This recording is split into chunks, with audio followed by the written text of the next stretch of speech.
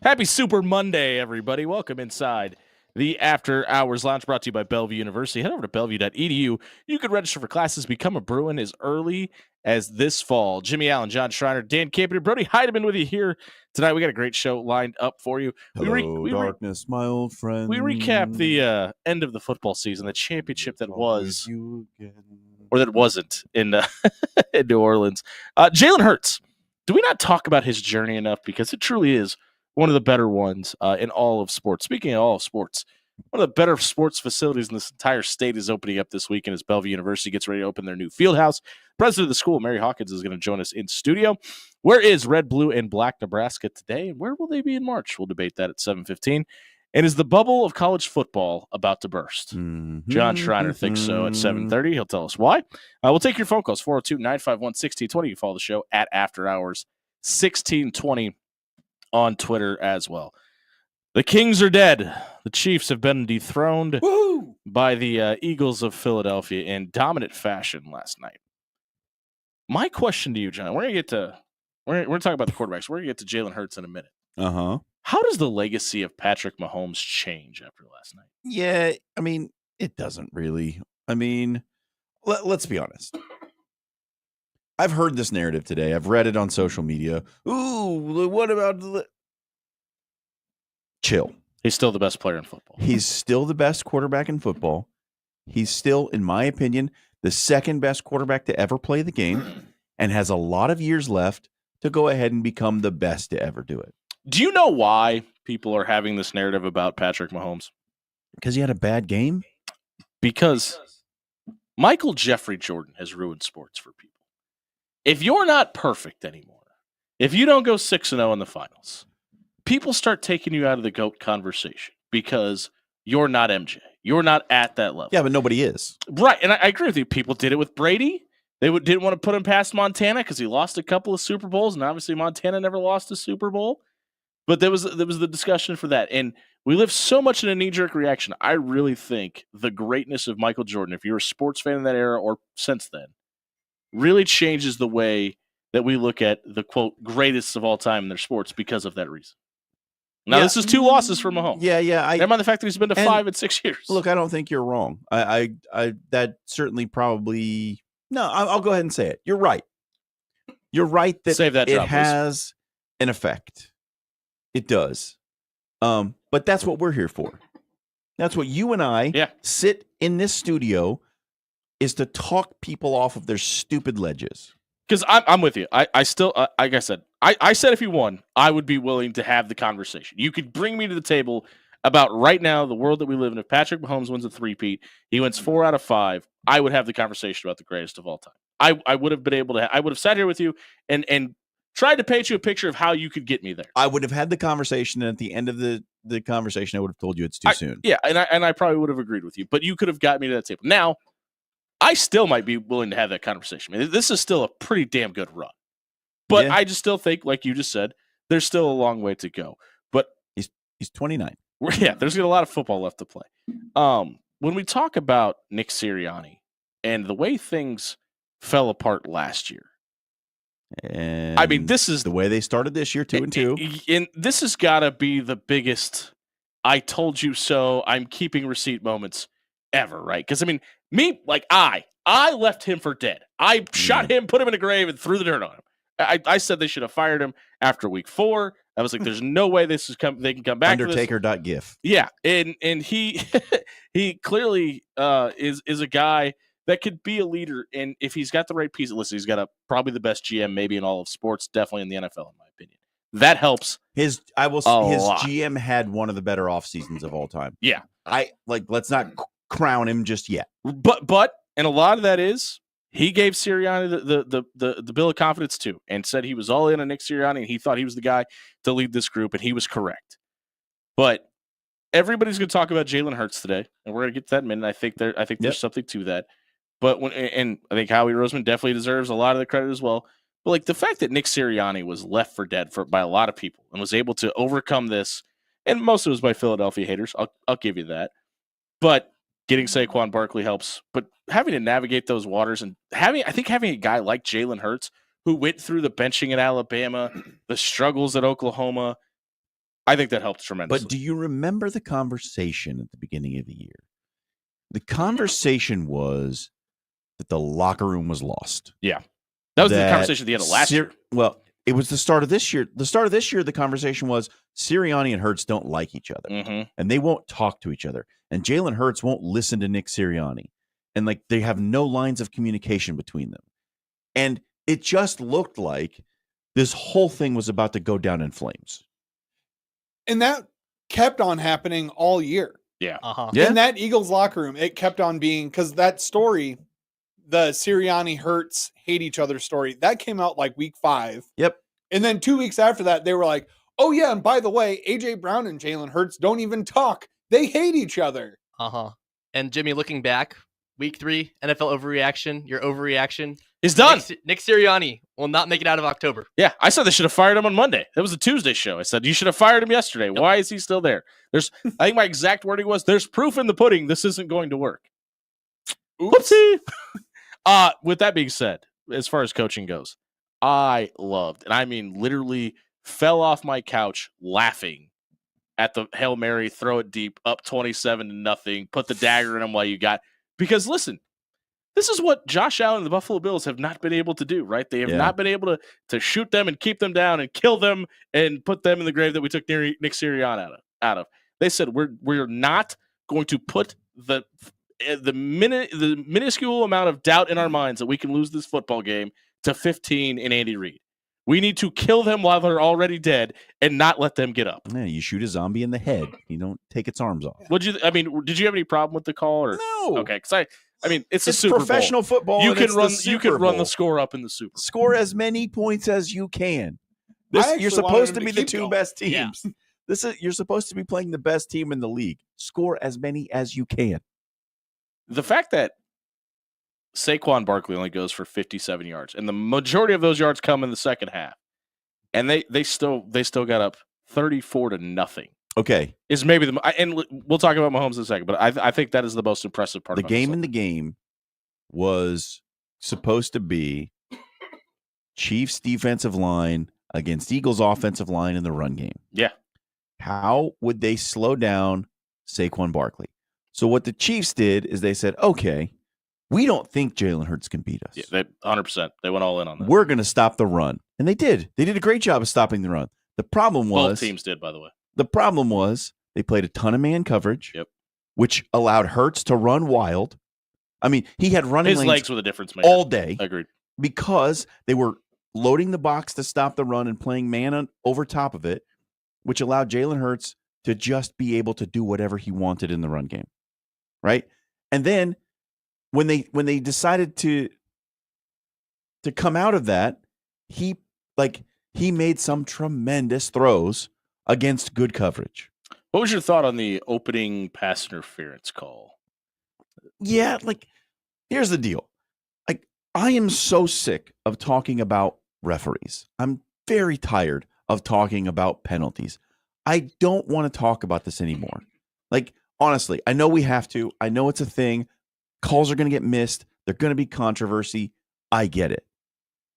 But the most boring thing about a football game for me to talk about is whether a referee made a right or wrong call. That is just so far from being interesting to me at this point.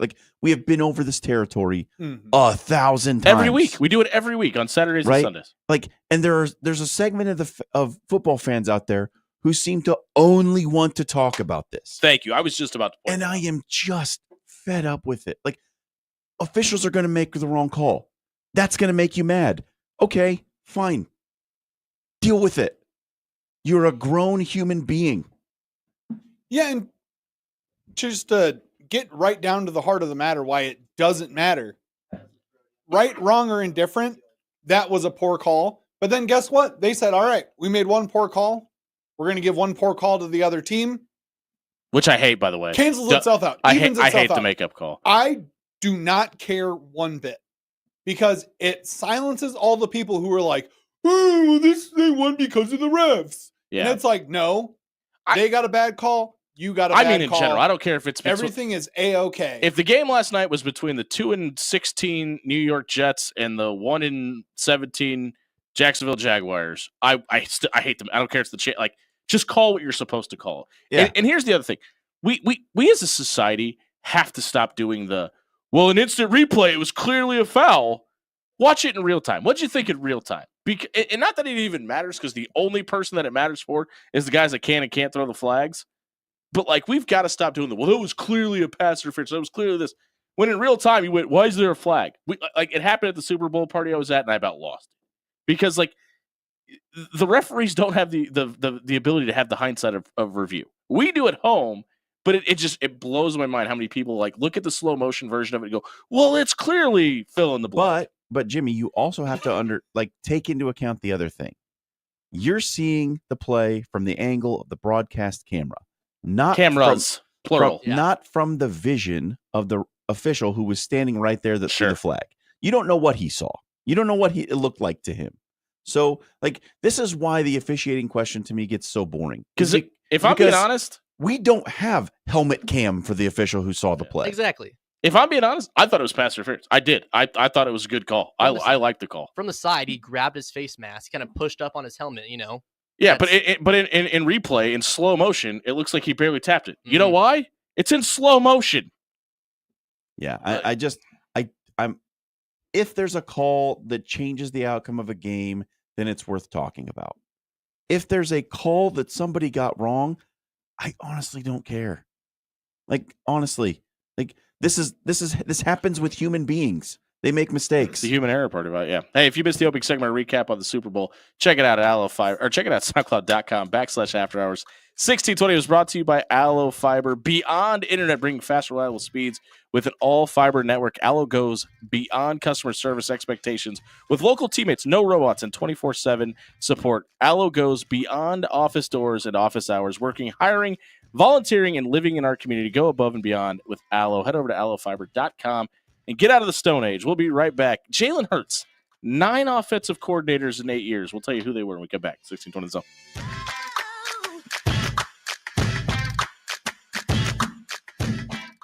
Hey, everybody. John Schreiner here for Jerry Ryan Clothing and Sportswear. Have you gotten yourself one of the great polos with either the Husker or the Jays? Maybe you want both. I don't know. I'm not here to judge, right? You want both? Go get both. Johnny O, Peter Millar, Cutter and Buck, Huskers, Jays logos on them.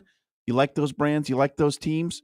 Why not combine the two? You can get it at 78th and Dodge at Jerry Ryan Clothing and Sportswear. Look, we're just about to that time of year. You know, the month of March is coming. You know what happens? You're going to go to a watch party somewhere. You're going to be around your buddies. You got to sport your good gear. Get the good gear from Jerry Ryan Clothing and Sportswear. And if you need a suit, they got you covered on that one too. Tell them After Hours sent you, because John, Dan, Jake, Deanne, and Mo Near the Taylor are going to treat you right when you let them know you heard about them on the After Hours program with Jimmy and John. 78th and Dodge, get yourself there. They've been dressed in Omaha for over 50 years.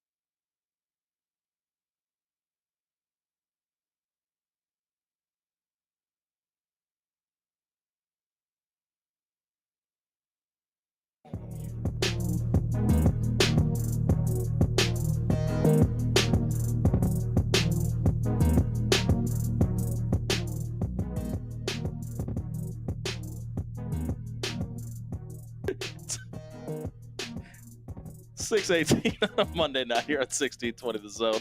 Brought to you by Bellevue University. Keep up to date on all the championship action happening on Bellevue's campus by downloading the BU Bruins app to your smartphone tonight. I got into a rabbit hole this weekend. Actually, the last How'd you get out? 12 hours. Hey. I called a good lawyer. Our good friend Bob Williams is a big Eagles fan. You hear him on the show every week talking legislation. Jalen Hurts has had 8 offensive coordinators in 9 seasons, dating all the way back to Tuscaloosa. His only OC that he's had in back-to-back seasons was Shane Steichen. Obviously now the head coach of the the Houston Colts. That's not what they play. The Indianapolis Colts. He was a 4-star quarterback. I would have accepted Baltimore, but you're not old enough that for that. That wouldn't have worked either. Out of Channelview High School in Texas. Commits to Alabama early, doesn't in June before his senior season, gets to Alabama, battles for the starting job, doesn't get the start in game 1 against USC, but comes in the second quarter, never looks back, right? And starts the rest of the season, gets Alabama all the way to the national championship game, loses that first matchup with Clemson. Gets really outshined by Deshaun Watson, the release of the arrow, everything comes up. Lane Kiffin is his OC in that season. There's a pretty good list of guys that were Jalen Hurts' OCs. 2017, his second year at Tuscaloosa. Season happens. They open up against Florida State. He struggles a little bit. People are wondering, is the sophomore kid the right answer to Nick Saban's office? They run the table and then lose the Iron Bowl. And Hurts, the rumblings about Hurts maybe not being the guy after that game starts getting really loud. But they make it to the national championship game. They beat that Clemson team in the semifinals and really doomed Kelly Bryant's career in Clemson, South Carolina. He gets benched for Tua in that game, right? And Brian Daboll, which was like a huevos moment to bring in the true freshman. Brian Daboll is his OC for that season. Now you get to 2018. He stays in Tuscaloosa. He had everybody told him to leave. And he decided to be the good teammate and stay, and he was going to ride the bench, makes 0 complaints about it, sees times and blowouts, and gets to play in the games, including the Oklahoma game in the college football playoff. Tua gets nicked up, and they lose the trilogy to Clemson in the Natty, and Mike Locksley was his offensive coordinator. He transfers to Oklahoma in 2019, takes over for Kyler Murray after back-to-back Heisman Trophy winners under Lincoln Riley, gets the reins of that offense. He throws for 3,800 yards, 32 touchdowns, runs the table, and gets to the college football playoff. And then Joe Burrow happened. And they get absolutely boat raced in that game where he throws for 493 yards and 7 touchdowns. He being Joe Burrow, not Jalen Hurts. By the way, Scott Frost just hired that defensive coordinator from that Oklahoma team. Whoopsie. Man. There may be a sign not to hire Alex Grinch. But he had Cale Gundy and Bill Billenbaugh as his offensive coordinators in North. He falls all the way into the second round in the draft. A lot of people reference the fact that he wasn't a Heisman Trophy winner under Lincoln Riley and the loss to LSU and what that meant for his career and blah, blah, blah, blah, blah. 4 quarterbacks go in front of him in the draft, including Tua and Jordan Love, all got drafted before Jalen Hurts. He sits behind Carson Wentz up until week 13. Which one of them has won a Super Bowl MVP? Neither. When the Eagles are on a 4... Sorry, Dan. I know. When the Eagles are on a 4-game losing streak, that's when they throw Jalen Hurts into the fire, by the way. And they finished 4-13 on the season in his rookie season. 4-13-1, excuse me, in his rookie year. His play caller, who was his head coach, Wentz was a thing. His play caller, who was his head coach, gets fired. They bring in Nick Sirianni, and in his first year, he gets the starting gig, but they bring in Gardner Minshew. And everybody was like, well, do they go with the rookie quarterback or is Minshew Mustache magic? He gets banged up and has a pretty good second year, but Minshew steps in and takes over. They finish 9-7. He still throws for 3,100 yards, 16 touchdowns, and 9 picks. Shane Steichen is his OC. In his second year, he's the guy. Minshew has been told that it's going to be the Hurts show. He gets hurt, though, at the end of week 15. Minshew's able to come in, but he still finishes out, plays the whole playoff run, and emerges like the tush push becomes the thing in all of football. They blow out the 49ers in the NFC Championship game. Obviously, they didn't have a quarterback, and that had a lot to do with it. But throws for 304 yards and 1 touchdown and no picks against the Chiefs. Leads the Eagles in rushing in that game as well with 70 yards. Mahomes needed a 17-point fourth quarter comeback in that game. I don't think a lot of people talk about that fact. The Eagles had that game in the bag, and I think that's a lot of the reason you saw the deep throw at the beginning at the 27-0 Not doing mark. that again. And they got to that point, and this is the only time in Jalen Hurts' career that he had an offensive coordinator for 2 consecutive seasons, dating all the way back to his freshman year of college. By all indications, he's going to have a new one next year. This is where this is going. 2023 happens. 10-1 has come out the season. Jalen Hurts is an MVP candidate. And then all of the Jalen Hurts versus Nick Sirianni starts up, and they fall apart. They get blown out in that playoff game, and I think everybody remembers that. They get absolutely boat raced, handled by Tampa. Jalen Hurts still threw for 250 yards and a touchdown in that game. So he was still playing well when everything else was falling apart around him. He can squat like 650 pounds. Brian Johnson was his OC in that season. Right. And then this year. This is the one season where when you would have looked at his numbers, if you didn't look at the rest of the roster and went, man, that would probably been a down year for Jalen Hurts. Doesn't throw for 3,000 yards this season, but did have it was just 100 yards shy of that, just 2,903 yards. He throws for 18 touchdowns and rushed for another 14. Jalen Hurts accounted for 32 touchdowns this season. Jalen Hurts has A.J. Brown and Saquon Barkley on his team, and he accounted for 32 touchdowns. He accounted for more Devontae rushing. Smith's not too bad either. Yeah, I'll throw that into the equation. He accounted for more rushing touchdowns this season than the rushing champion of the year in Saquon Barkley, who rushed for 2,000 yards. He had 2 more rushing touchdowns. Yeah, because they just run a quarterback sneak every time. I understand, but his running back behind him rushed for 2,000 yards, and he still ran. How many for goal more line touchdowns. carries did his running back have? Not enough. The most valuable piece of the tush push is Saquon Barkley pushing the tush. He throws for 2 touchdowns in the Super Bowl, but I wonder how much different we look at that game if it got closer, because that one pick he threw was really bad. He got hit and he was off balance. But I say all that to say, what does Jalen Hurts look like if he had any sort of consistency coaching throughout his entire career? Because the only consistency of Jalen Hurts' career dating all the way back to Oklahoma or all the way back to Alabama is no consistency at all, whether it's playing time, whether it's coaching, whether it's starting. And he's still the Super Bowl MVP, to your point, and was the difference maker in the game last night. It begs the question, what's the problem? It seemed to be everything else, because, I mean, look at what they put around him. When he got the stars around him that he has. But, I mean, that's the case with everybody, Because, right? like, okay, from the outside, from someone who doesn't like the Eagles, I'm a fan of their, like, maybe their biggest rival. Yeah. Jalen Hurts seems to be, in the modern era of football, everything you want in a quarterback. Agreed. He's athletic. He's got arm talent. He's a leader. He's confident without seeming full of himself. Ooh. Okay. Right? He's confident without being like vomit-inducingly arrogant. Okay, I'll give you that. He's not that. Right? He's sufficiently humble. He, by all accounts, is a very hard worker. Good teammate. Good team. Well, I mean, A.J. Brown apparently hates him, so I don't know. I don't know if I buy that, by the way. Good community guy. So, like, everything about him from the outside looking in points at this is a franchise guy that you don't want to walk out the door for any reason whatsoever, right? What don't we know? Like, why wasn't he good enough at Alabama? What happened? Was Tua actually that much better?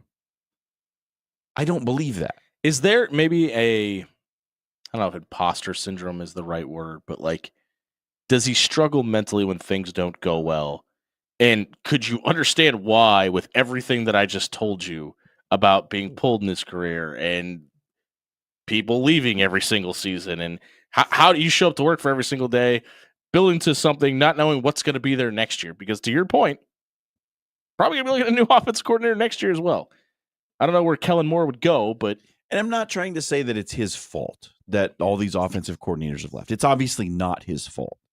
Kellen Moore's potentially inked to the Saints at this point. Yeah, but it hasn't been official yet, right? Yeah, they haven't made it official, but it's like, like writing on the wall. He's probably staying in a hotel in New Orleans. Exactly. Yeah, I was giving him the benefit of the doubt. Yeah, that's why I said we don't know. We don't know. I'm not going to give Kellen Moore the benefit of anything. Missed the team flight home. Yeah. Oh, shucks. Hey, New Orleans, you got a job? Whoops, I got lost on Bourbon Street. Yeah. But happens to the best. It just seems like for a guy who, from the outside looking in, checks all the boxes. Sometimes wears a cool chain. And yet, it's a good box. There are rumors that he can't get along with his head coach. He can't get along with his wide receiver. He left Alabama because he got benched. Like, there are also some like alarm bells going off in this whole story of like, wait a minute. Is there something we don't know? Is there an underlying thread that nobody's pulled on? I don't know. I don't know what the answer to that question is. Here's the one thing that I'm willing to say and buy into that. Because the other thing that like people talk about the Nick Sirianni stuff and losing the locker room, you know what can overcome a lot of that? Winning. And talent. And I don't think it's even debatable that Philly has the best offensive line in football. Right now, yeah, they do. And a lot of those issues could be masked by just a boatload of talent around them. They've probably got the best running back in football. Not probably. Legally. They do. Yeah. You have to stamp it for this year. If you want to argue about it, 429516020, we'd love to hear whoever else you got, but I'll leave it up for interpretation. They've definitely got one of the top 3 best wide receiver duos in football with Brown and Smith. They've probably got we'll be graceful here and say a top 10 tight end in Dallas Goedert. I don't know. Yeah, who named? Well, don't name 10 better tight ends. But that's why I didn't go top 5. Because Yeah. I don't think he's top 5. I think you can make the argument he's top 10. And the best offensive line in football. Oh, by the way, he's probably got the best defense in football Easily. as well. So if you've got all that talent, if that thread is there to be pulled, that's slap some hands away and not allow it to happen. Yeah. It's just when you again, it's just curious. It makes me wonder. I'm with you because I think there's something there, but he's very good. He's a winner. He wins a lot. Seems to be a good guy. But there's like that switch that just like lights the lamp goes on in your head. Like, but why did all that happen? It's a lot, man. Did it have nothing to do with him? But was it just he was surrounded by people who didn't like him?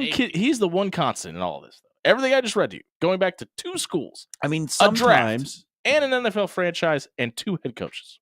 There are sometimes people find themselves in unfortunate circumstances repeatedly. And if you're that can happen. And if you're not a likable person, people will find ways, even though if you've got all the talent in the world, to go, we want to be good, but do we want to be good with this guy? Right.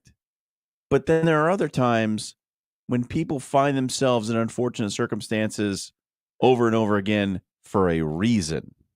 Yeah, I agree. And sometimes it's lack of self-awareness. You know what else is championship level? Bellevue's new facilities at Bellevue University. Mary Hawkins, the president of the university, is going to join us next to talk us about the new field house opening up at Bellevue this weekend. If you missed our segment on Jalen Hurts today, check it out, soundcloud.com/afterhour6020. Let us know why Jalen Hurts has had some struggles in his career there. It was brought to you by Cunningham's Pub. New Year, still a great same Cunningham's experience at either location, whether it be Blackstone or Old Mill. They had the super buffet this weekend. Saw the pictures. Thanks to everybody that tweeted at us at AfterHour1620 at Cunningham's. It looked amazing. I was jealous. I had buffet envy for sure. It looked great. Check out Cunningham's great menu. A lot of things that were on that buffet are on their menu. And if you want to eat and drink at Cunningham's for free, don't forget to follow us on Wednesdays and tweet out the gift of the wings. We'll let you know a drawing to win a $25 gift card to Cunningham's Pub and Grill. We're talking Bellevue University Athletics on the other side of the break. We come back 1620 The Zone.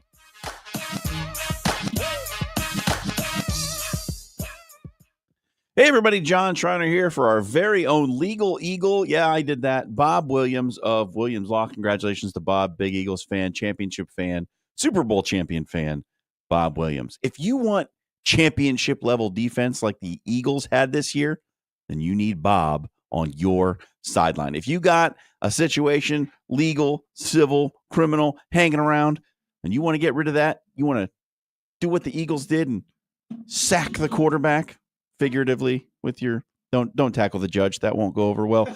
But Bob can give you the advice such as that to tell you don't tackle the judge. Give him a call, 402-522-6317. He's going to give you a free, no obligation legal consultation. Sit you down, tell you what to do, what not to do, what you can do, what you can't do, and how to get you from A to B through the legal process. If you're looking for legal representation, check out WilliamsLawLLC.com.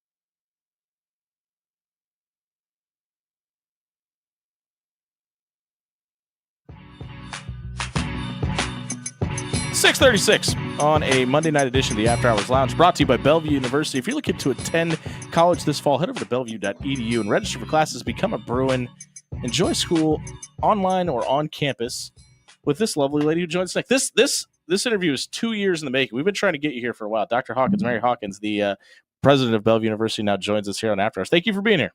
Oh, thank you. 2 years? 2 years. I've been asking Ed since we brought you guys aboard to bring you in, and he's been lying to me and telling me you're busy. So, we've seen growth at Bellevue University. How has the university grown specifically since the pandemic? And what have you been doing in your office to kind of help facilitate that growth? It's primarily due to programs and services we offer working students. Sure. That's been our DNA since the 60s when we started. And I think if you keep your programs on top of the trends and the new the changes in any field, IT, business, et cetera, then you can keep up with growth. We also have a lot of partners, corporate partners, and they send a lot of students to us because they're familiar with the outcomes, and a lot of their employees have had a good experience. And they want the advancement, sure. Bellevue University has been so good in the online space, in the remote learning space. How do you guys stay ahead of the trend in that area? Because it seems like you're always doing the next thing before everybody else. Thank you for that. Yeah. That's one of those. You don't know if your crystal ball's working all the time, Right. to be Sure. honest. I think the real key, we have a great team, and I don't try to micromanage them. There's a lot of flexibility, and a lot of people bring ideas to the table. In fact, when I meet with new employees, I tell them, we brought you on for your experience and for your expertise, for your knowledge, for your ideas. So share them with us. That's how we grow. Why is that such a big deal for you? What? To give someone, when you hire somebody, to let them have the ability to do what you hired them to. Well, that's why we grow. Sure. I'm sorry, but I think that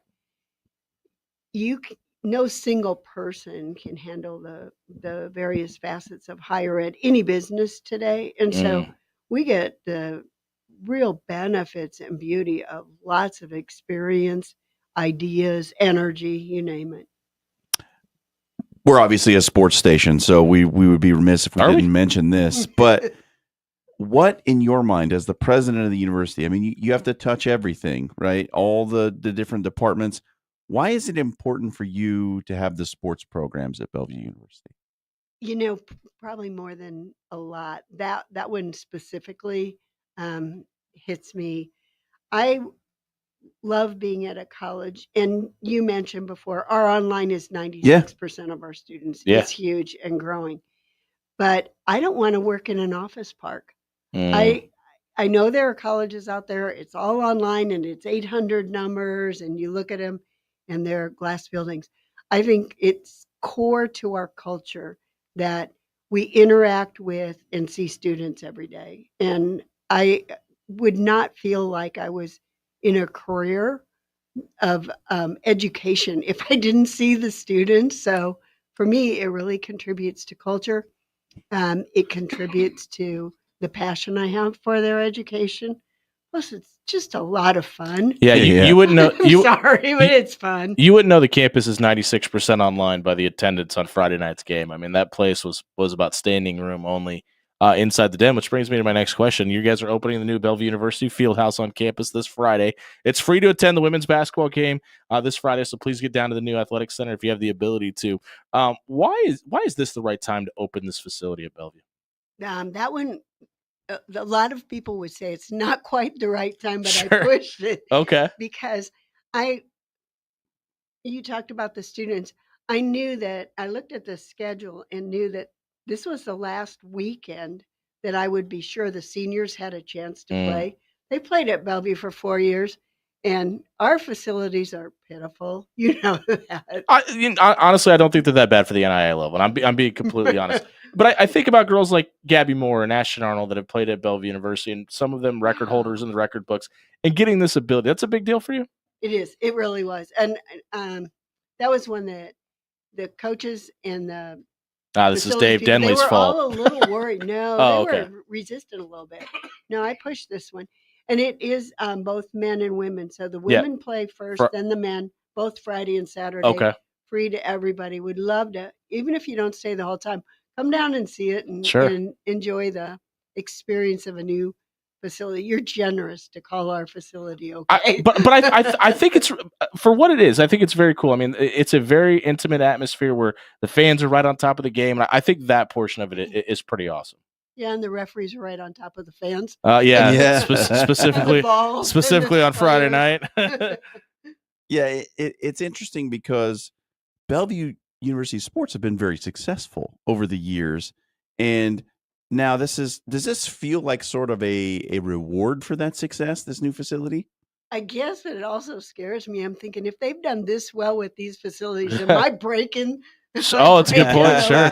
Whatever, we're all suspicious in sports. Yeah, Sure. Absolutely. Can't break the good juju. They're going to break here, and now they're not going to be as good. But they've been. When I got here, the gym didn't even have air conditioning. I can't tell you how miserable it was to sit in there. But no, I think that the university campus needs the facility. A lot of people really are looking forward to exercising in there. I'm certain that using we're the going golf to have a little simulators. Oh gosh, yeah, the golf simulation. They're already lining up. I'm certain we're going to have to figure out some kind of system for all that. But right now, I'm just staying out of their way and say, "Come one, come all." Hey, I want to ask, because I mean, I think on paper everybody would look at this and say, "Oh, this is going to benefit the men's and women's basketball programs, and this is going to benefit the volleyball program because they're going to be the ones that's going to be their home." But you just mentioned it's going to benefit the people on campus as well. Is this a benefactor to all of the athletes at Bellevue University? Oh, and yeah. if so, how? Well, first of all, I don't remember if have you been in the facility? Yes, I have. Yeah. Okay. Did you see the training room, the weight room, and the training room? That I did not know. Oh my goodness, those things are huge. So all of the athletes, as well as students or faculty and staff, will be able to practice in there. But the new weight room, training room, locker rooms, those will be for all of the students. Awesome. Especially all the athletes. Yeah. So what's the plan for the Lozier Athletic Center once the new facility is up and running fully? That changed just recently. Okay. So initially, I thought we were going to start tearing down some walls to expand food service, but then now it's just your office. Yeah. Now it's my office. How cool! I have my own basketball. There you go. But we think that what's going to happen now, because of the fact that we can use the student center and we have some options there for food service, I think that I'm going to redesign things to have a esports arena. Oh, yeah. Our esports team is really good. Yeah, shout out to Coach Castillo. He runs a great program down there. God, yeah. And I told him you can go to 100 athletes, 100. Yeah, esports athletes. Yeah. And we do make them do the wellness training and the workouts. That's awesome. So, but then also he loves that, by the way. David loves that. He loves the workout stuff. Isn't there part of absolutely. Yeah. Yeah, and then I also think we're going to start women's wrestling probably in a year. So very cool. Wrestling and esports in there. I know they're not exactly conducive. Sure. I haven't figured it out. I have to ask this because we asked Ed this. I think this was his second interview we ever had him on. He told us we have 25 traditional sports and one non-traditional. And we said, well, what's the one non-traditional? And he said it's esports. And he said that he had to have esports explained to him. Did you know what esports was when it came about? Yeah, I did. I came back from NAI. It just started, and I said, oh, this is one that we need to get into. So I told the athletic department we were starting esports. They all looked at me like I was a three-headed animal. Sure. When we talk, because we talk about the campus being 96% online, is it a big deal is a two-part question? Is this arena and this building a way to get more student athletes or more students on campus? And is that the direction Bellevue would like to go to get a larger student body on campus going forward? It is, but yes, I would like to get up to about 1,200 residential, whatever you want to call on-campus students, because I think that there's more synergies, and the faculty are so passionate about the work they do with students. They work directly with students. We have undergraduate students that are publishing in journals. They're doing research. They're presenting at conferences. And whereas I talked about what I wanted, the faculty who are teaching in the on-campus programs love working with the students. And so I really want to keep students coming to the university and having a great experience. So it's a little bit of that. I'm not fully using athletics to be the base of recruiting, but definitely push. adds to the experience.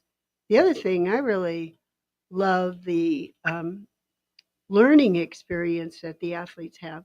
They get to understand that things aren't perfect. You have to work hard to achieve success.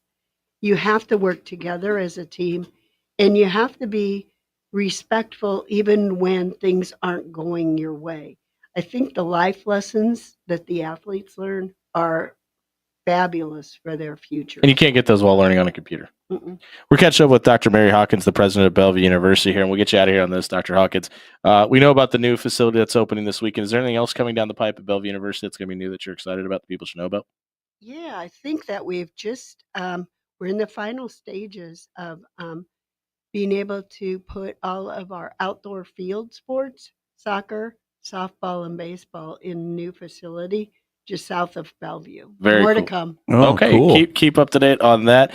Keep up to date with all things going on in Bellevue Athletics by downloading the BU Bruins app to your smartphone tonight. If you missed the segment with Dr. Hawkins, want to find out what's going on at Bellevue's campus, check it out at soundcloud.com/after hours 1620. It was brought to you by Controlled Comfort Heating and Air. It's cold outside right now. It's going to be in the negative temperatures. You don't want to be hanging out with Jack Frost in your living room this winter. Head over to controlledcomfort.com. Get a maintenance appointment set up on your HVAC so you can have peace of mind about your home this winter. Head over to controlledcomfort.com. Schedule that appointment tonight. We'll be right back, finding out what's trending on social media right here on 1620 The Zone.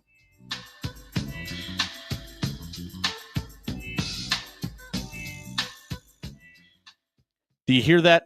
It's your stomach. It's rumbling. You're hungry. Do you know why? Because you haven't stopped by one of the 10 great Pepper Jack's locations throughout the Omaha area tonight. Stop by. My personal favorite is a steak rice bowl. I get onions, mushrooms, green peppers on top of it. Throw a little bit of the spicy ranch in there. It's so good. It should be illegal to sell. Stop by Pepper Jack's tonight and grab dinner.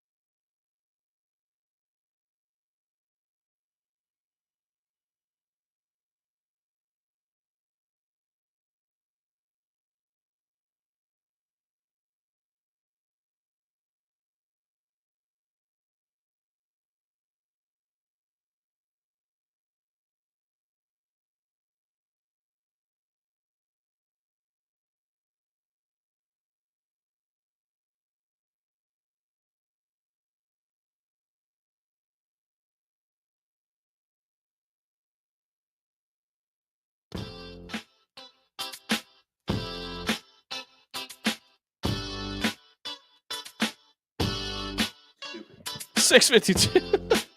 That was perfect time. Dumb. Perfect time to turn on my Wow. microphone. 6:52 on a Monday night here on 1620. Is this what the social media soundbite should be? This is what we need to The do. Doritos. Just Super Bowl commercials. I feel like Yeah. we're not doing the typical Monday after the Super just Bowl. Play Kiss shtick. from a Rose.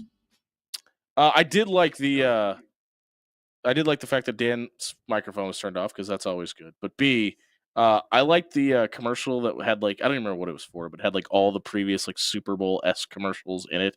Oh, Like that was Grubhub. Grubhub. Yeah. The Everything Eats commercial, or whatever Grubhub Eats or whatever it was. Thought that was great. I was like, wait, that's Puppy Baby Monkey. Puppy Baby Monkey. Yeah, it was great. I thought the best one was the one reminding women to get a mammogram because it like started out super funny and then all of a sudden it was like, hey, by the way, we're not just showing you boobs for fun. Yeah. This is a reminder that breast cancer is a very serious thing.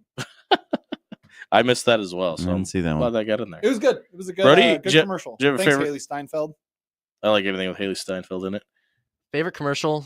It was I don't know what the one was. It was Tim Robinson. It was the spaceship. It was like ET looking dude, Tostinos. And it was like it gets crushed by the doors. It was kind of It showed it at the end. Yeah, I like that too. They had a way crazier version. Oh, of I saw it. Too. I saw it. That's part. what. I Think You Should Leave is maybe the most unhinged television show of all time. It always makes me laugh because I don't know what this is. I've had people who on Netflix who don't have ADD and who do have ADD talk about it, and those who don't are always like, "Well, I don't really get it. It's not really that funny." And everyone who has ADD is like, "It's the best thing I've ever seen." Sounds like something I would like. This will make me laugh. What's it called? I Think You Should Leave. Time. I Think You Should. It's Tim Robinson and his like. It's like a sketch comedy show. Okay. Paul, I think you're just here for the zip line. How could you say that? I don't. Says me and Brody. Like we got that reference. That show will like you'll watch the first. Sketch I love inside jokes. I'd love to be a part of. You'll watch the first sketch and you'll be like, and by the fifth one you'll be rolling on the floor. Okay. Because it takes you a while to like get into the same headspace as Tim Robinson because it's not a comfortable headspace.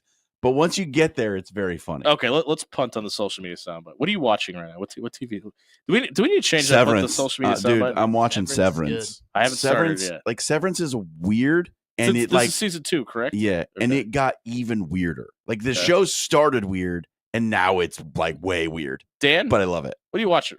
Do we need this to be a segment? Yes, I think we just talk about the TV shows we're watching. Well, none of us are watching the same thing though. I think that's why it'd be good. It could be. I mean, Foundation is one that John has recommended. Very good. In the queue right now. It's very good. But I just the first like 3 or 4 episodes of that new Hulu show with Sterling K. Brown called Paradise. Oh, Okay. yeah. It's worth a watch. It's kind of a fun like whodunit. Weird. I'm going to get to that with what I'm watching, by the way. Weird kind of thing. So it's good. Spoiler alert, the main reason I'm doing this is because we need new stuff to watch because we're about to run out of our show. Brody, what are you watching right now? I finally started Succession. I'd been waiting to do it's it. good. I've It's been really waiting to do it. I got through 2 seasons and I need to take a break. Like Did you watch Yellowstone? I've never seen Yellowstone. I need you hold on. I need you to watch Succession, and then I need you to watch Yellowstone, and then I need you to tell me what the difference is. I bet I can tell you what the difference is. Cowboys. No, but I want to know if you agree with that. My wife just finished Succession. My wife. I watched the first like 6 episodes of that show and like couldn't watch it. The first season is not. After the first season, it gets better. No, here's the problem. It's very. There's nobody to root for. Exactly. That's the best part. Point. Everybody's that's the worst. That's why I can't watch it. Because I want them all to lose. Where he rips up the check in front of the little kid that doesn't hit the home run. It's hilarious. It is so good. No, it's we are watching Traitors. Dan, you know this about me. I'm a sicko for reality TV game shows. TV full on. I thought I was going to hate this because there was actually a show called Who Done It. I think it was on NBC previously, and it was like Traitors, but they did like these cheesy murders where like the person that got eliminated was like killed, and they're like they're dead. I'm like whatever killed them, and it was awful. Traitors doesn't go that route. It's just like, oh, you've been murdered by the traitors, and you leave. It's like Big Brother Survivor-esque. It's actually really good, and it's got all the first. They did it right in the first season, in my opinion, because it was like people from Big Brother Survivor, The Challenge, versus like everyday people, and it was really good. And we're only halfway through this. We haven't started season 3 yet, But we're halfway through the second season, and it's all like reality TV show based people, and I kind of hate that aspect of it. So I'm hoping in season 3 they kind of go back the other way. White Lotus season 3 starts at the end of the month. The end of the month. Yeah. So looking forward to that one too. Yeah, I'm looking for new stuff to watch. We are completely out of the queue. If you like just like comedies with like one young person and one older person in them, and they're like the two main characters, and they just have a laugh riot together. The Odd Couple. Actually, Hacks. It's basically The Odd Couple in a sense, but it's Jack Lemmon and Walter Matthau. I love that show when I was younger, by the way. I grew up with my grandmother, so I had to watch stuff like The Odd Couple. Hey, let us know what you're watching at soundcloud.com/afterhours1620. It was brought to you by our friends at Pixel Fire Marketing. Google your business right now. Are you the decision maker in your company? Google your company. Does your company even come up? Do you want to be at the top of Google searches in your respectable field? Head over to pixelfiremarketing.com. Work with Dan and the crew, and they can help you out with that as early as tonight. Check out pixelfiremarketing.com for more details. We'll be right back. Buying or selling on Hoops.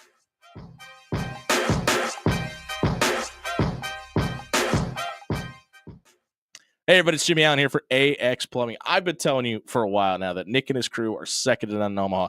They've done so much work in my house. Anybody that's just bought a house, you know what it's like when you take over a house that isn't built for you, that's had problems before, and you've got all the issues. Nick and his crew have come out and diagnosed all of my plumbing problems. I, unfortunately, missed talking to the guy. Great guy. I haven't had to talk to him in a long time because they fixed all my plumbing problems. If you want all your plumbing problems fixed, head over to axpservice.com tonight. Work with a locally owned plumber that will leave your home or business cleaner than they found it. Check out axpservice.com tonight.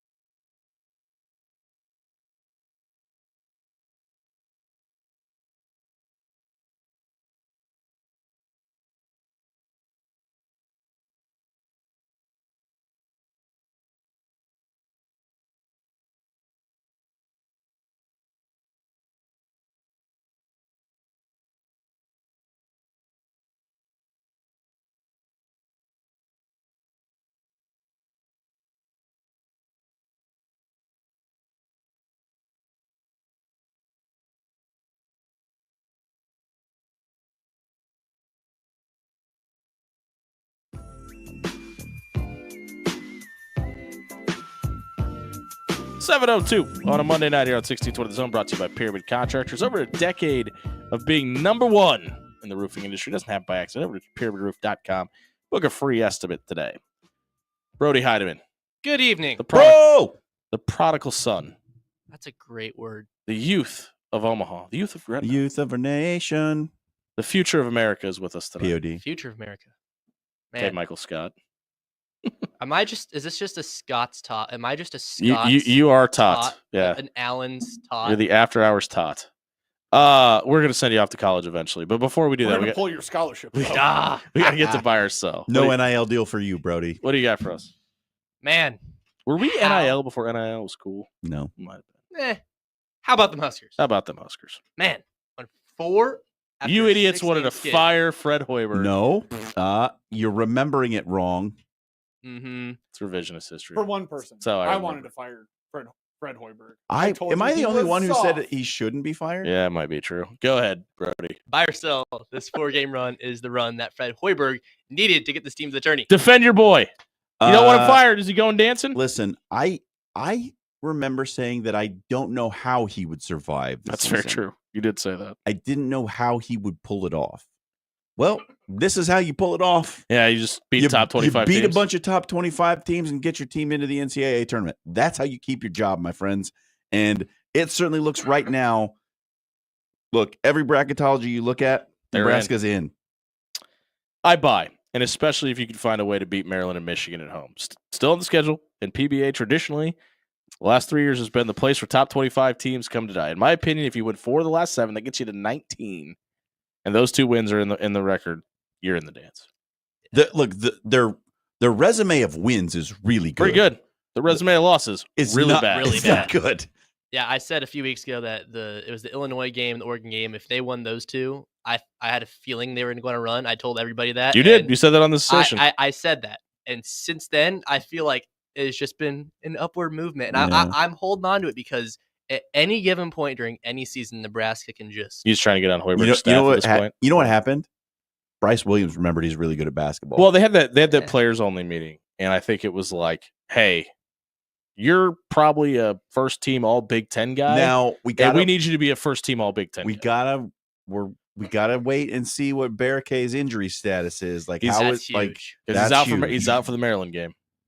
Fred today came out and said multiple treatments, still super swollen, super sore, could be a multi-week thing. Yeah, but they are taking it day by day. Well, I think a lot of it's probably going to depend on the run they go on too. If they end up knocking off Maryland, he may probably sit out till Michigan, which probably isn't the worst idea.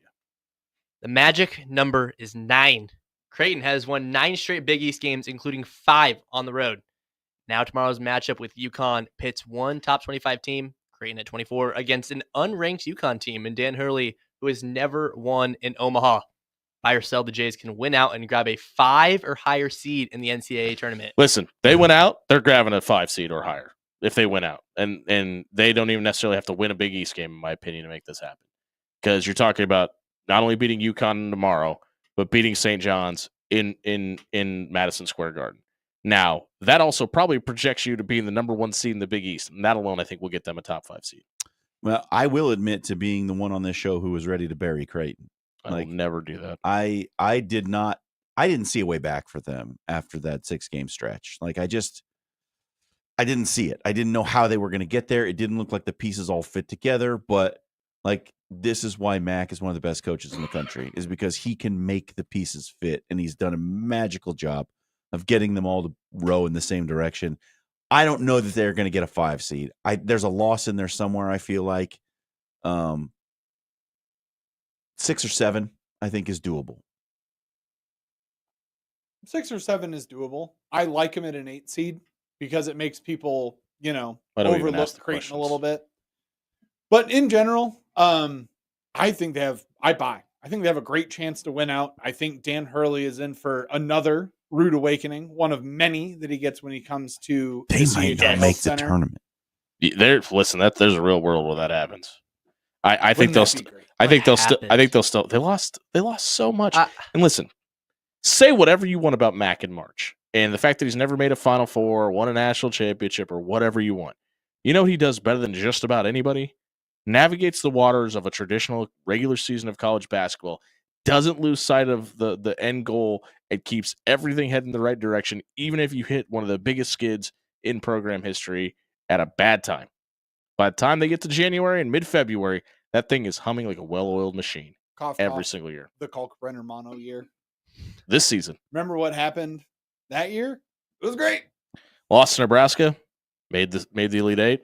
I think Creighton fans would take that. I know. I feel like Creighton right now, it's not if they're gonna. I feel like it's not if they're gonna make the tournament. They're a lock. It's how high they can climb. And I wouldn't say they're a lock yet. I mean, if they lose out, which I think that's even still a maybe, but that's not going to happen. I mean, they've literally, other than these next 2 games, and they should be able to win the rest of those. ESPN still has Nebraska with work to do.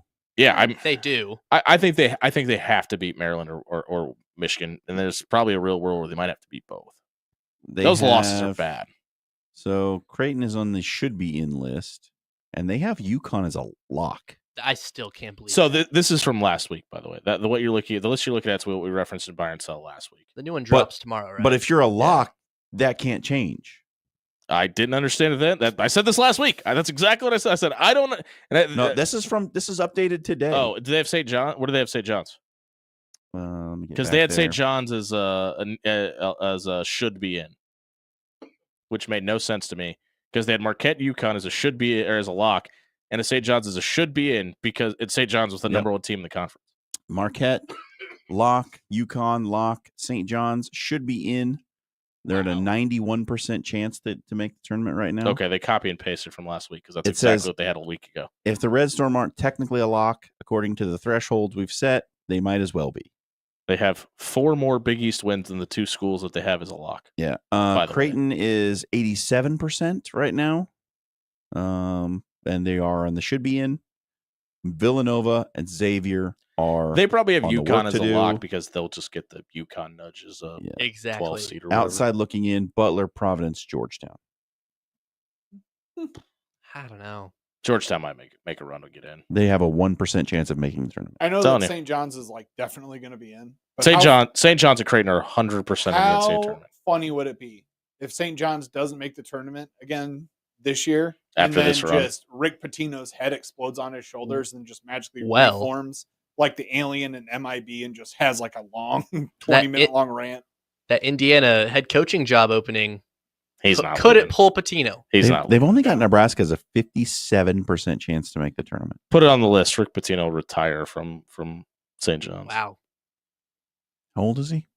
95. No. 67. Yeah, I don't think he's 70 yet.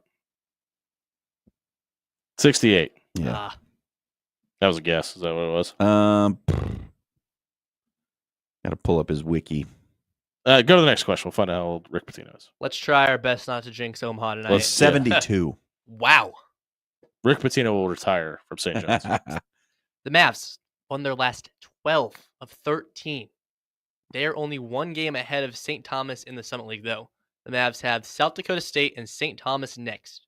Buy or sell, you still have the Mavs winning the Summit League. Listen, I've been weary of this team all year. This is the stretch. South Dakota State and St. Thomas are third and second, respectively. South Dakota State just 2 games back of the Mavs. St. Thomas just 1 game back of the Mavs.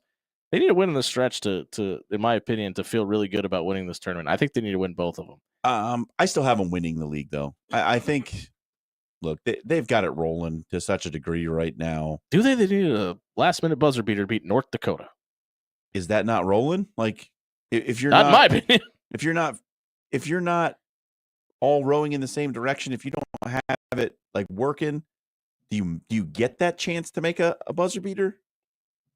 But I mean, this is not the second or third ranked team in their league. This is a team that they probably should convincingly win a game over. Sure. You didn't say that same exact. You didn't have that same exact sentiment or that same exact energy for the Creighton Blue Jays when they needed a last-second 3-pointer to beat Providence. Yeah, but they're rolling. So this is the Big East versus the Summit League, though. I think that's a fair comparison. I don't think that's a fair comparison. No, but I think in their league, and that was a road game. Omaha's got the momentum to keep it going. I still have them winning. I don't know. I'm a little weary. I'm about 40-60. I think they can. I'm just let them get past St. Thomas. If you can get past St. Thomas, sure. They've got the best. Maverick Mojo. Why fight it? They've got the best post-game celebration It's in the country. getting a lot of run. SVP And had a whole segment about it. Hey, if that's pushing them to continue to be the best team in the Summit League, I buy. Brody? Belt to bucket. The SEC has the top 3 teams in the country: Auburn, Alabama, Florida, and number 5, Tennessee. Buy or sell that the eventual national champions will come out of the SEC. It's really hard to argue it. I mean, I think Tennessee's probably should be the number 4 team in the country, but this guy named Cooper Flagg has something to say about that, and Duke. Slippery shoes. But with that being said, we get this weekend, or not this weekend, on Wednesday. Number 1 Auburn versus number 3 Alabama in college basketball. Basketball state. Yeah. Who would have thought? Listen, I think I think Auburn has the best player in the country right now. I think Cooper Flagg's the best prospect. You think Janai Broom is the best player in the country? Yes, I think one. I think he could single-handedly win you games in the tournament. I think that makes him the best player. He doesn't get ejected. Yep, good point. Fair enough. Fair. I will hear that argument. But I'm just salty because I had him on my player pool last year. I think it's I think the eventual national champion comes out of the SEC. Even though Auburn has the best player in the country, I think Alabama might be the best overall team, and I think they might have maybe even the best coach in Nate Oates. So the Tide might win it all. What does Roll Tide Willie think? What do you think? I don't even need to say his phrase out loud. Yeah, please don't. What do you got for number 5, Brody? One last Super Bowl question. Final score: 40-22 Eagles. Buy or sell that the Super Bowl is still good? I buy. I thought it was still a really good game. There was still a lot of the game wasn't close, but I think the game was still good because it was still, even when it was 34-0. I think there were still those folks out there that go, yeah, but it's still Mahomes, and we'll see if he can do it and pull off another one. They're all wrong, and it wasn't even close. But I think all the legacy stuff with the Chiefs, the fact that people were wondering how big the milk carton that Travis Kelce was going to be on after the first half, what does it look like for Jalen Hurts to be the MVP? All of that, I still think the game was good. It's the most boring Super Bowl in the last 15 years. No, it is not. Yes. You remember Rams Patriots? Still. No. It was extremely boring. I missed a Kansas City touchdown because I was looking at my phone. That's how boring it was. Like, this was not a good game. It was not, I didn't say it was. I said the football was good. It was not fun to watch. It wasn't compelling. The game was over very early. That's not what you want in a Super Bowl. You want it to come down to the final 1 or 2 possessions to make it like entertaining and interesting. Like, those are the best games. This wasn't one of them. It was not a good game. It's not a good Super Bowl. Dan? Yeah, I was trying to argue on the couch all last night that this is a good game. This is a great game. And unfortunately, the voice of reason said, not really. It'd be nice to see Kansas City at least score once. And I said, no, we want them to get put in the bucket. And for that reason, I would say moderately good game. Not the most boring of the last 15 years, but not by all means, no. I completely sell. This was a very boring. I just saw this video for the first time of Travis Kelce trying to shove Jordan Davis. Anybody seen this? He goes to shove him, and Travis Kelce moves. Not a good look, bro. Sounds about right. Hey, that was by yourself. You missed it. Check it out at soundcloud.com/afterhours1620, wherever you may find your podcast. That is brought to you by Controlled Comfort Heating and Air. Oh, no. Did your heater just go out on you? Break glass in case of emergency. Head over to controlledcomfort.com. Have Tony and the crew send out a local, trusted HVAC technician that'll take care not only your heater, but they'll take a look at your AC and make sure that the warm months didn't take too harsh of a toll on that, so you can have peace of mind about your home this winter. Head over to controlledcomfort.com tonight. We'll be right back. Who is the biggest villain in the state of Nebraska today? We'll debate that, and we'll say why you should be able to yell at them tomorrow here on 6020 The Zone.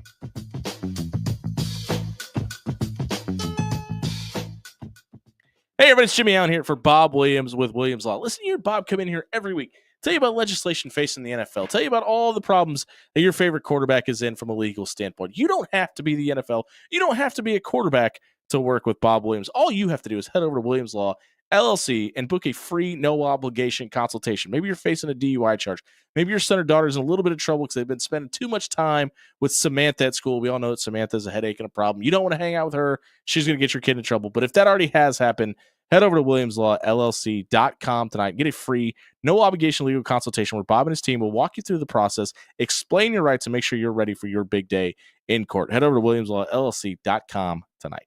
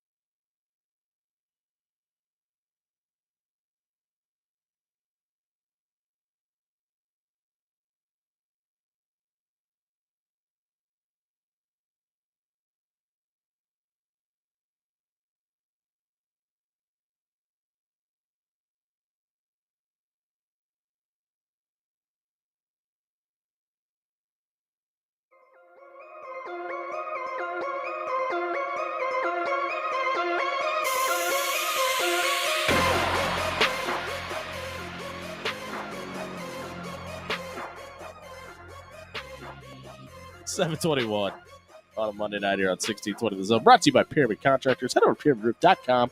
Book yourself a free estimate. That's right. If you need your windows, your gutters, your siding, even your roof replaced, Pyramid Contractors will come out and give you a free estimate today. Pyramidroof.com, where you never have to settle for less. Got me to thinking, in the midst of all this Husker Jays hoops talk. Yeah.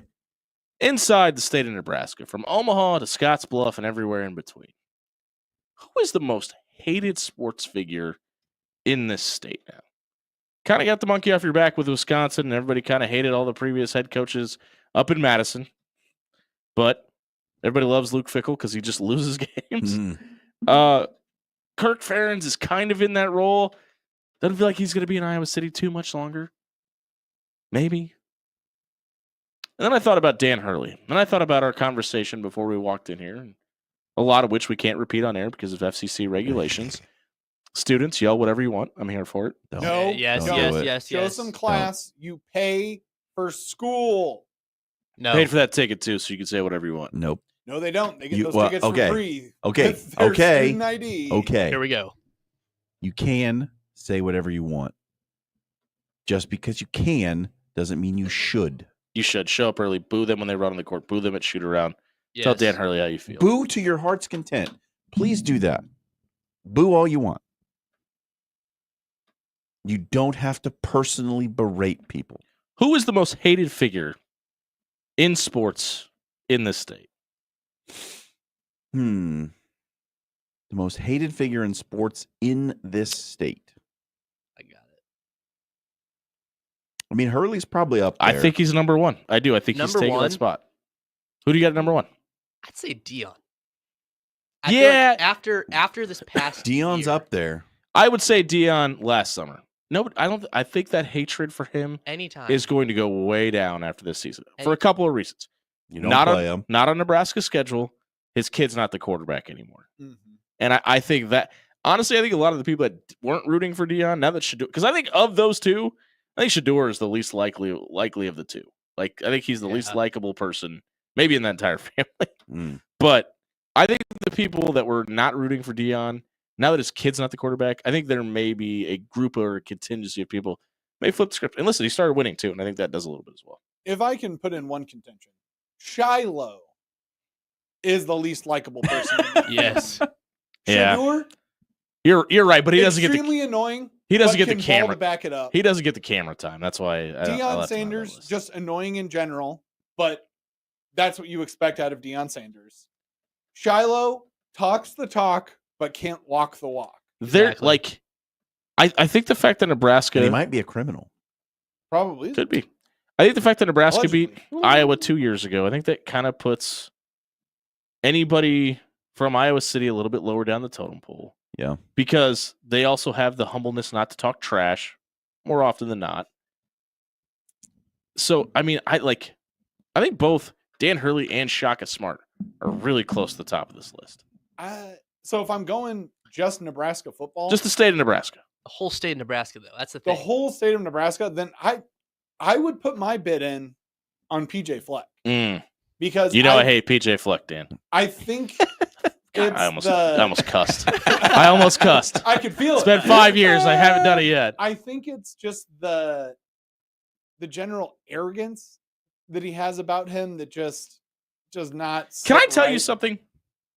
I don't think he's arrogant. I don't either. I think he has that low of self-awareness.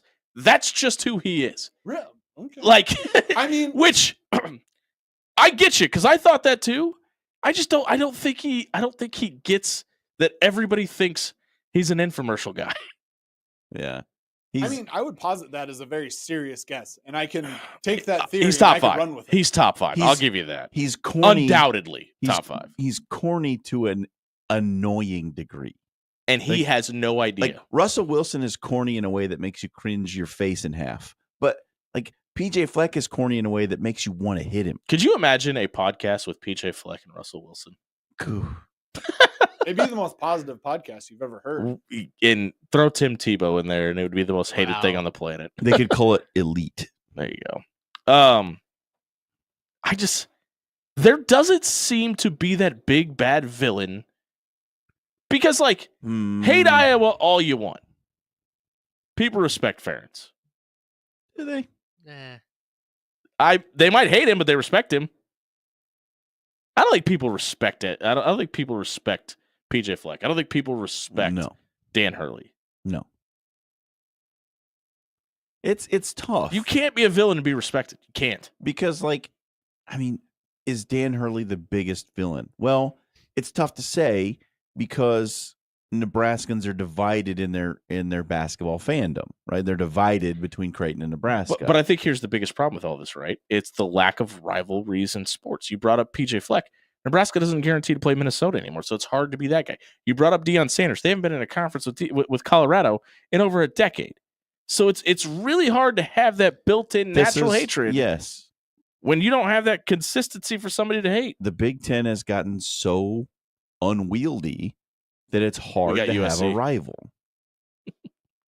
So, I mean, yeah, it's hard to find a football villain that can rise to that level. Like, you haven't been good enough at basketball for there to be a basketball villain. If you want to get real, it might be Scott Frost. Ooh. I actually like that a lot. That might be the correct answer. If you want to get real about it, it might be the native son. I think we might have a real world where people call into Big Red overreaction this year and talk about UCF football. I could see that happen. Yeah. Definitely. Hey, that was the biggest villains in all of Nebraska sports. If you liked our thoughts or want to give your thought, right on SoundCloud.com/After Hours 1620. It was brought to you by Jerry Ryan. Jerry Ryan is the premier suit buying experience in the Midwest. So, Brody, you say to yourself, Jimmy, how do you know they're the premier suit buying experience in the Midwest? Let me tell you, when I was looking for my suit for my wedding day, I stopped at a handful of places. I did not get the experience like I got from John, Dan, Deanna, and Monier, the tailor at 78th and Dodge. Stop by if you've got a big day coming up. This wedding season. It's just right around the corner. It's going to be spring. Show up the groom. Maybe you're not getting married, but you want to be the best dressed guy at the wedding you're attending. Stop by 78th and Dodge. Jerry Ryan's been dressing Omaha for over 50 years. Is the bubble ready to burst? We'll debate on the other side of the break. 60-20 the zone.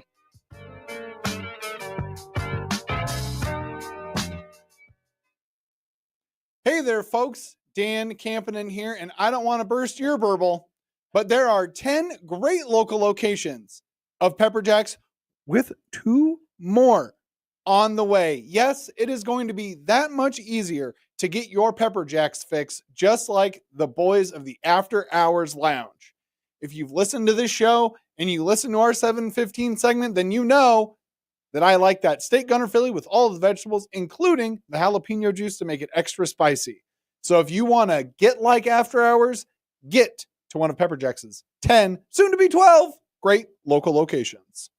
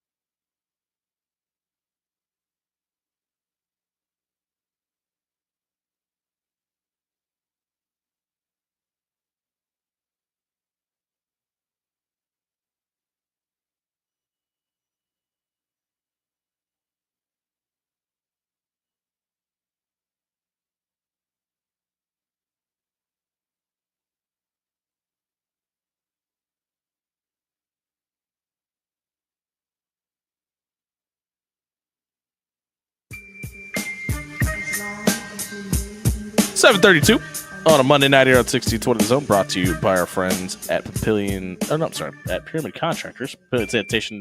Trash Takes Tonight coming next to wrap up the show. I'm batting 1,000 right now. You're so good. Over a decade of being the number one roofer in Omaha. That doesn't happen by accident. Head over to pyramidroof.com. Book a free estimate for your windows, your gutters, your siding, your roof. They could do it all. Check out pyramidroof.com today. All right. So the discussion point here for this segment is on the heels of an article from The Athletic. Scott Docterman did a deep dive. He's really good at his job.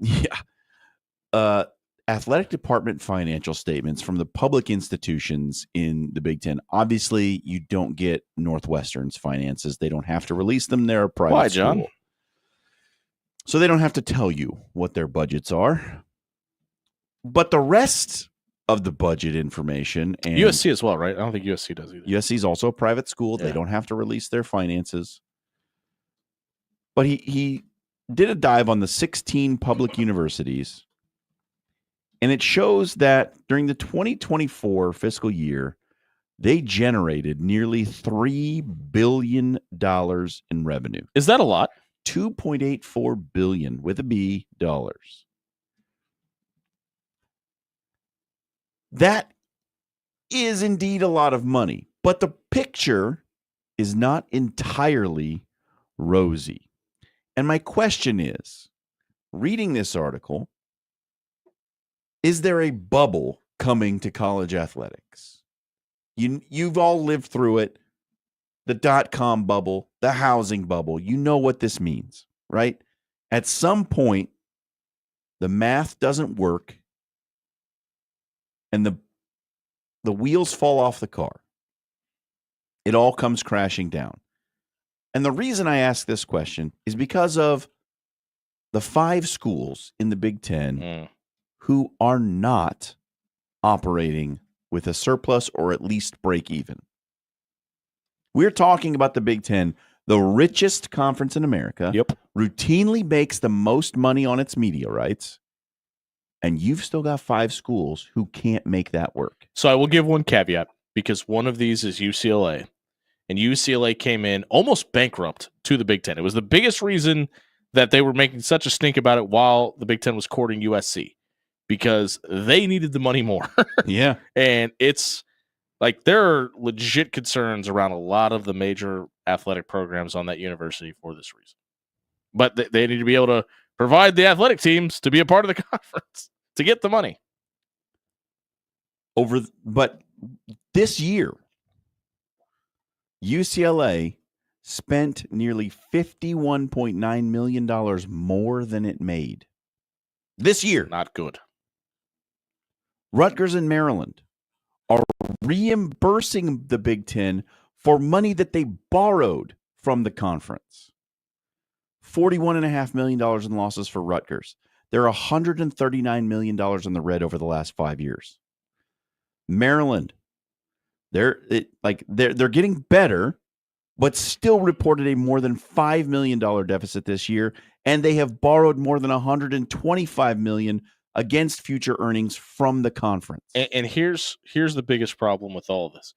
This is something that's been happening for a while. Oh, yeah. Yeah. And now you've thrown in having to fly and transport teams that are operating at a deficit from Piscataway, New Jersey to Los Angeles, California, and back. And it's not just one team. It's not just football.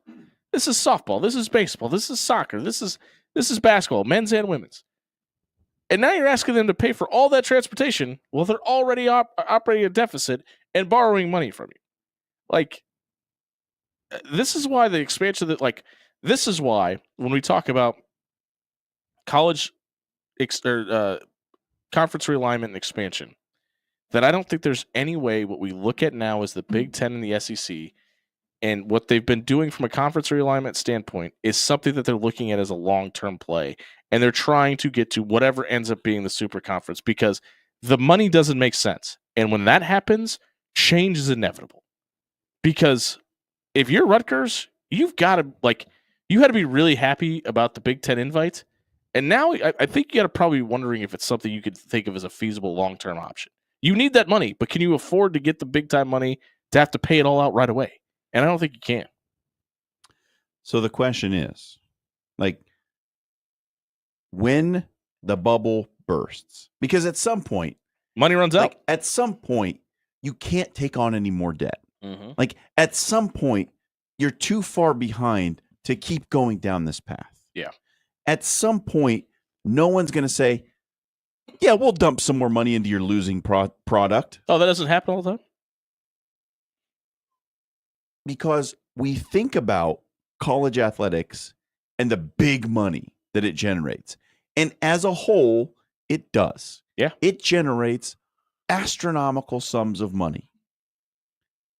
But there are only a handful of schools who dominate those sums of money and are able to make more than they have to spend to be a part of it. Here's where the good news comes to the people within the sound of our voice. Nebraska, not in trouble. At all. Yeah, I think they're one of 5 athletic departments in the country that are operating in the black on a consistent basis over the last and decade. have no debt. And have no debt. Here's the other thing. Not only like we talked about the schools that are operating at a loss, right? There are still other schools who may not be operating at a loss, but have huge debts, right? Illinois has $312 million of debt. Ohio State, due to capital projects and payouts to former coaches, have $286 million worth of debt. Nobody's worried about Ohio State because they have the ability to earn. Yeah. Well, and this report next year is going to look really bad for Penn State because the stadium project. Yes. And things like that are going into consideration. It's already built $246 million in debt for Penn State. Okay.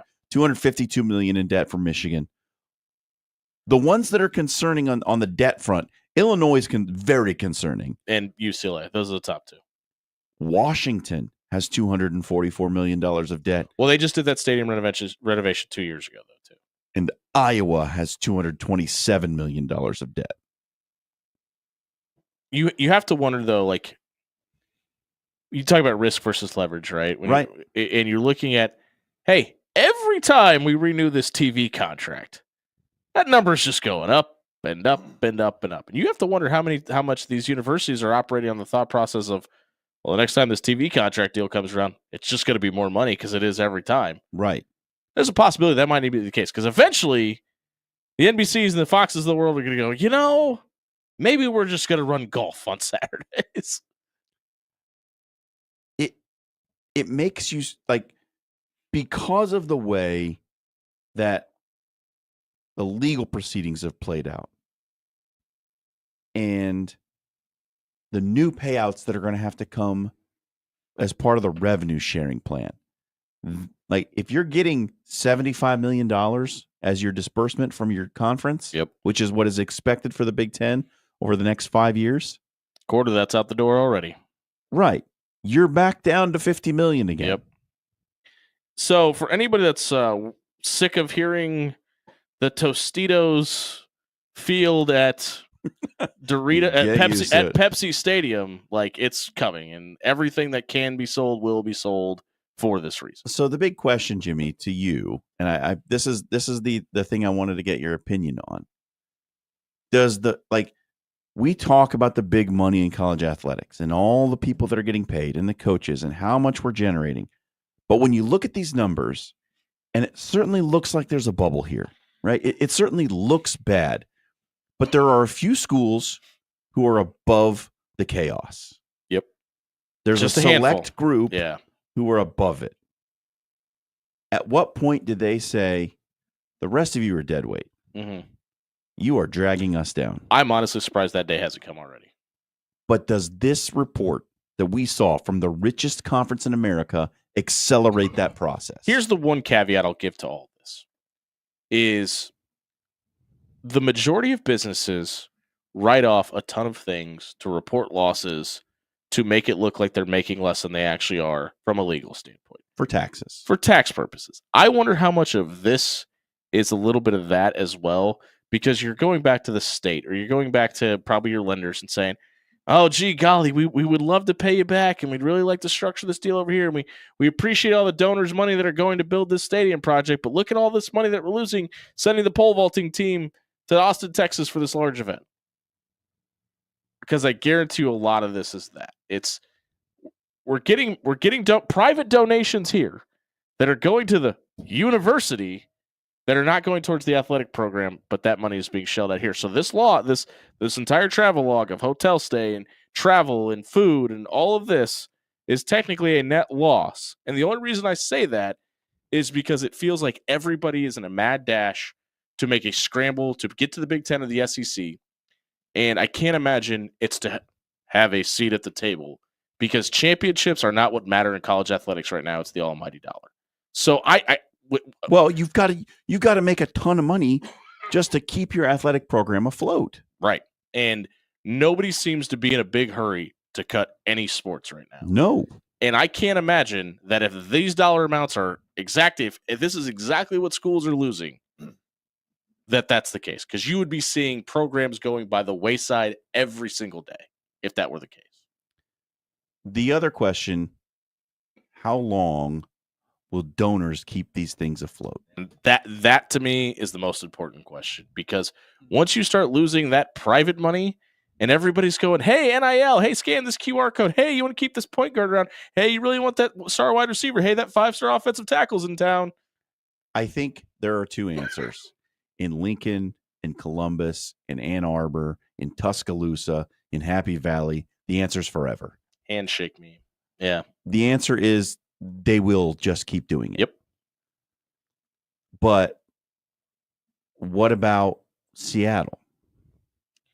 What about Springfield, Illinois? And this is why this is why what the SEC is doing and digging their heels in and saying, no, we're not moving to 9 games. No, we're not adding more teams to our conference. We're going to go get premium brands because we don't want to be loaning Rutgers and Illinois money. We want Texas and Oklahoma to go play that game in the Cotton Bowl. We want all that TV revenue, and we want all the ticket sales from the bowl games. We want the big products that are they're going to be productive to be in our conference. Because talk about the TV markets in New York and DC all you want. Nobody cares. And it's been proven since the day they walked in, and all that report does is prove that answer. Because, yeah, you can get those TV markets, but are you getting the sponsorships from those TV markets if they know you're advertising Rutgers and Maryland products? Probably not. And I just don't think it's going to work out. Yeah, it feels like, to me, with the money situation the way it is and all of the things that are coming down the line, and we haven't even touched on the thoughts that, the preliminary ruling that, hey, your revenue sharing is subject to Title IX, which none of these schools were counting on having to be paying attention to. It feels like there's no way that's going to hold up, though, right? I don't see how it can. Title IX, because Title IX is based around everybody is equal. Well, if your discussion is this money, we're getting this money based off the revenue that we're getting from TV for football money, then that's football money, and then the university should be able to do with that whatever they want, in my opinion. Now, I think morally they should follow around the Title IX, but to me, that's how you get around Title IX guidelines. Is you say, okay, well, our proof of factual value is the fact that the money we're getting for this is coming from this program. Yeah, and I think that completely gets around Title IX issues. But again, like the legal proceedings have said, well, they're not employees; they're still student athletes, and any benefit has to be equal. Yep. So but I think revenue sharing allows them around. That's the preliminary. But that's beside the point. All these things coming down the line feel to me like we are running headlong towards a brick wall. And it is going to be a violent wake-up call to a bunch of schools when the big boys say, see you later. Well, here's the one scary thing about the people that currently have the seat at the table in the northern part of the country. What if the SEC called Ohio State and Michigan? I mean, because if those two programs left the Big Ten, there'd be a lot of people standing there holding a whole lot of nothing, trying to catch smoke. Look, and it honestly, nothing's out of the question. Surprises me it hasn't happened yet. And we don't know everything. We don't know that those conversations haven't been had. Sure, I'd be amazed if they haven't. Right? They always say, we'll take that phone call. Yeah. Right? Everybody will take that phone call. Because the perception of the Big Ten is a lot different. This is what if Ohio State and Michigan are going. If you're looking for something that's going to accelerate the big split from the haves and the have-nots, going their separate ways, dollars is what's going to do it. And we are in a situation now with this report from the Athletic about the statements from the Big Ten where it looks like the train's picking up steam. Well, and I think there's got to be, and we talk about the morality of it. Like, I think there's got to be somebody out there that goes, we can't expect Rutgers and UCLA to operate the same dollar amount or pretend like they're on the same playing level as the people in Lincoln, as the people in Ann Arbor, as the people in Columbus. Because they're not, and they're never going to be, to your point about when do donors stop making donations. It's going to happen a lot quicker in LA than it is in Lincoln. The other thing is that you have to ask is, when does it stop being fair to the average student? That's exactly right. That you keep raising their tuition to fund athletic programs that keep losing money. Right. When does that stop being fair? UCLA has received $30 million in direct institutional support and another $1.5 million from student fees. Maryland, $12 million in student fees and $6 million in direct support. Rutgers, $21 million from student fees to the athletic department. When do the students go? Enough. But tuition rates continue to rise. And why do they continue to rise? Because you need the money. Because you need the money to keep your teams on the field. We got to get to our Papillion Sanitation Trash Takes tonight. If you want to hear about the bubble bursting, check it out at soundcloud.com/afterhours1620. It's brought to you by AX Plumbing, home or residential. They do it all. Check out axpservice.com for all your plumbing, water heater, gas piping, or backflow prevention issues. Check out AX Plumbing. AX Plumbing is locally owned and operated. And check out axpservice.com. They'll leave your home or business cleaner than they found it. Our trash takes of the night. We come back 1620 The Zone.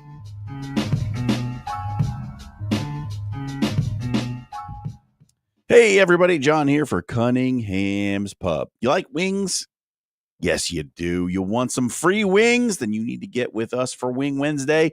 Get yourself entered into that $25 gift card to get yourself some of the great smoked wings from Cunningham's. All you got to do is follow us on social, retweet that gift when it comes out. You'll be entered into the drawing to get, maybe you want the 4-alarm. Maybe you're feeling spicy. I don't blame you. I love them. Also, the Chipotle barbecue, really good, in the House Buffalo, all big favorites. Here are the folks on After Hours. Everything on the menu at Cunningham's is really good. You should get out there and try the new classic cheeseburger. We got to taste it a couple of weeks ago before they put it on the menu. Could not have given better reviews for that thing. It's a beef patty with melted cheese, all the toppings, plus that special sauce that they put on there. It all comes together. It's perfect. You need to try it. It's going to become one of your favorite burgers in the city. I have no doubt about that. Get yourself to one of the two great locations, either Old Mill or Blackstone.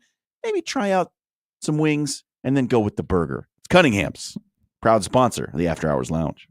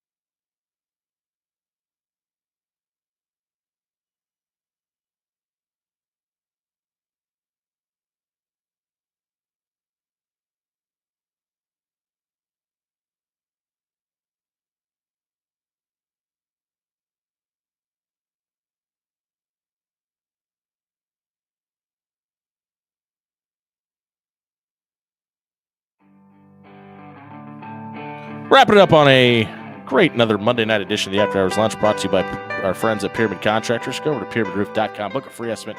Your windows, your roof, your gutter, your siding, they can do it all. Check out pyramidroof.com tonight. Great discussion happening in the chat today. We'll always interact with you on Twitter or on our YouTube chat. A couple of great conversations based off the last conversation we had about all the money flying around in college athletics. Brody, who do we want to throw up on the screen first? Let's start with Chris's quote about Notre Dame. Follow the Notre Dame model and go independent and keep the money to yourself. I could see Michigan and Ohio State doing that with a TV deal in agreement to keep the rivalry alive. A 2-team conference. Yes. Works for the Pac-12.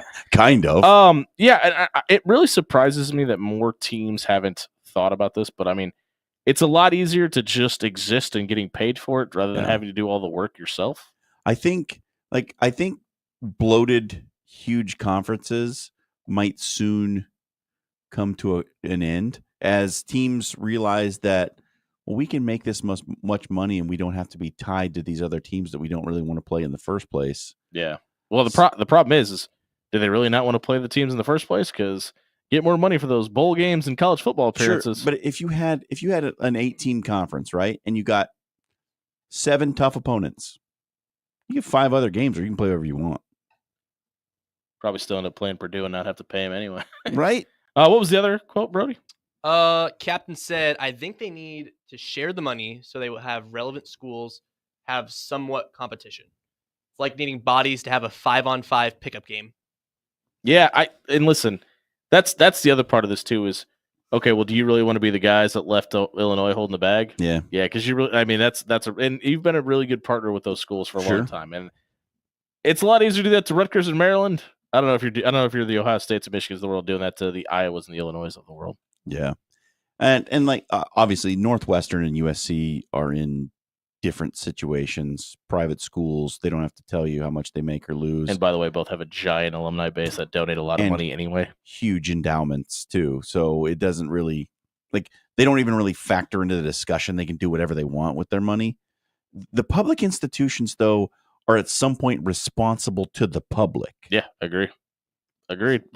Hey, that's going to do it for us tonight here on the After Hours Lounge. If you missed any of the show, check it out at soundcloud.com/afterhours1620. It's brought to you by Allo Fiber. Are you the owner of your business? Are you dealing with cybersecurity issues? Do you have a managed service provider? Do you want one that's going to give you 24-hour support? They do that at Allo Fiber. Head over to allobusiness.com and learn more today. For Brody Heidemann, Dan Campen, that's John Schreiner. I've been Jimmy Allen. Happy National Cheesecake Brownie Day, everybody. What is that?